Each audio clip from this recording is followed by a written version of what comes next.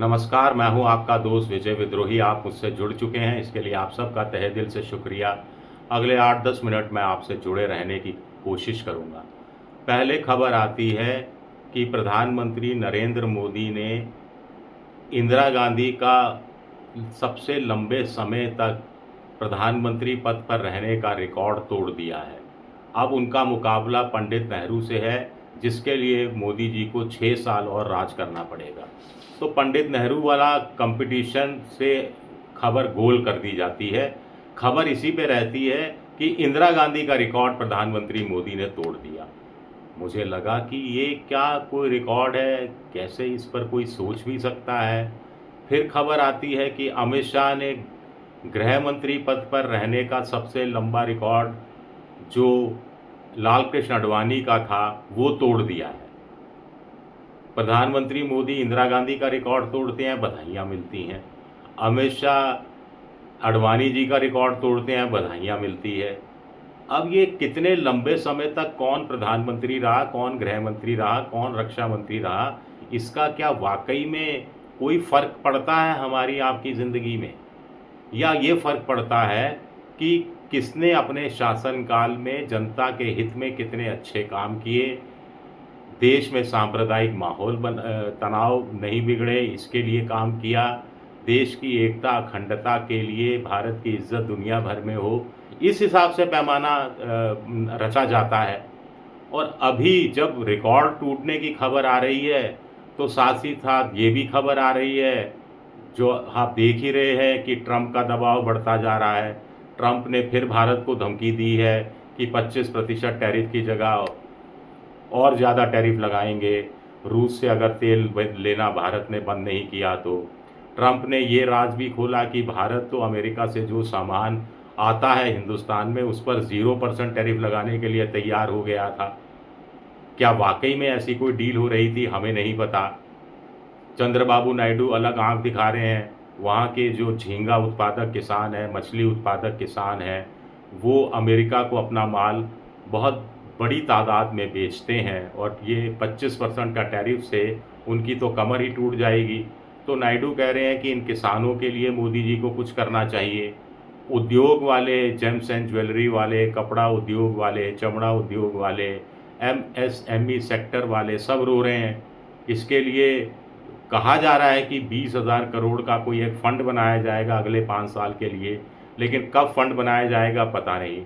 चंद्रबाबू नायडू ने आंखें दिखानी शुरू कर दी है। मोदी जी संसद में इस कदर परेशान होते हैं कि राज्यसभा में जवाब तक देने की हिम्मत नहीं जुटा पाते, तो अमित शाह को आगे कर दिया जाता है। अमित शाह को आगे कर दिया जाता है तो लोग बाग कहने लगते हैं कि मोदी जी अपना सक्सेसर तैयार करा रहे हैं, अपना उत्तराधिकारी को तैयार कर रहे हैं। अमित शाह गृह मंत्री के रूप में रिकॉर्ड तोड़ते हैं, तो मोदी जी कहते हैं कि अभी तो ये शुरुआत है, अभी तो हमें बहुत बहुत आगे जाना है। इसको लेकर विवेचना शुरू होने लगती है कि बहुत आगे जाने का मतलब है कि अमित शाह अगले प्रधानमंत्री होंगे। तो क्या मोदी जी को जबरन रिटायर कर देगा संघ? क्या सितंबर में ये हमें स्थिति देखने को मिल जाएगी? मुझे तो ऐसा दूर दूर तक संभव नज़र नहीं आ रहा, लेकिन सोशल मीडिया में इस तरह की चीज़ें खूब चलती हुई दिखाई दे रही हैं। इसका तुक क्या है? जनता की मुद्दों से ध्यान भटकाने की कोशिश है। अब ये रिकॉर्ड इंदिरा गांधी का टूटा या आडवाणी का टूटा, इससे ज़्यादा इस पर चर्चा करने की ज़रूरत है कि एसआईआर जो बिहार में हो रही है, उसमें वोटरों की छँटनी का, वोटर लिस्ट से वोटरों के नाम डिलीट करने का रिकॉर्ड टूट गया है। 65 लाख 66 लाख हो गया है। पूरी दुनिया भर में ऐसा इतनी बड़ी तादाद में नाम काटे गए हों, कोई दूसरा उदाहरण नहीं मिलता। 19वीं शताब्दी में अश्वेतों के नाम अमेरिका में काटे गए थे एक वक्त में, ये एक छोटा सा उदाहरण मिलता है।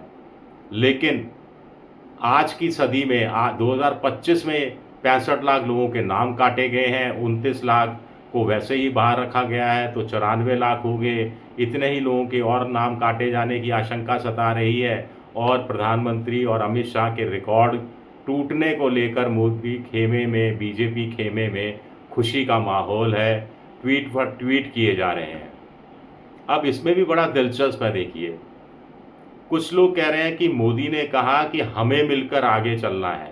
इसका मतलब है कि वो अमित शाह की तरफ इशारा नहीं कर रहे, इनहेरिटेंस की बात नहीं कर रहे, वो सामूहिक नेतृत्व की बात कर रहे हैं।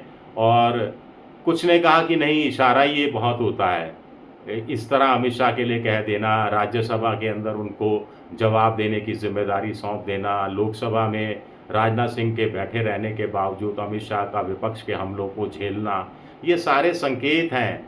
लेकिन ये संकेत मोदी जी किसको दे रहे हैं?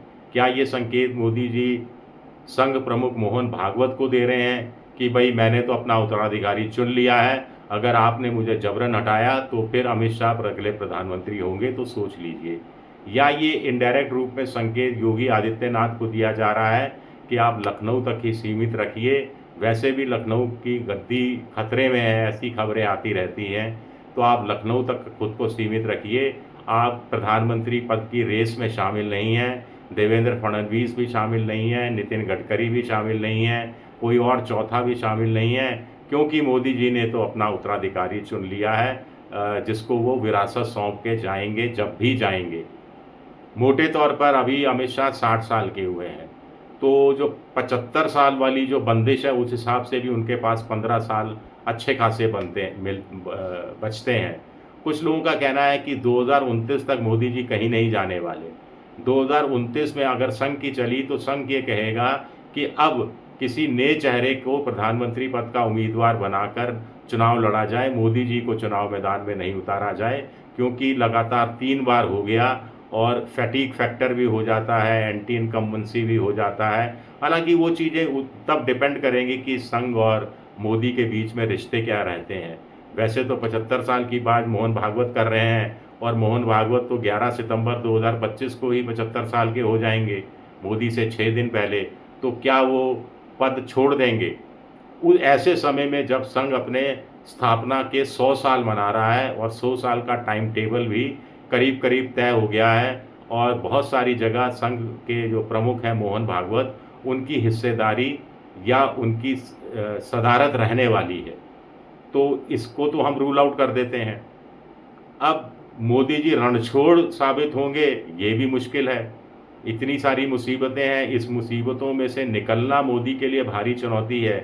11 साल सुख शांति से बीत गए, बिना किसी आशंका के, बिना किसी डर के, बिना किसी भारी चुनौती के निकल गए।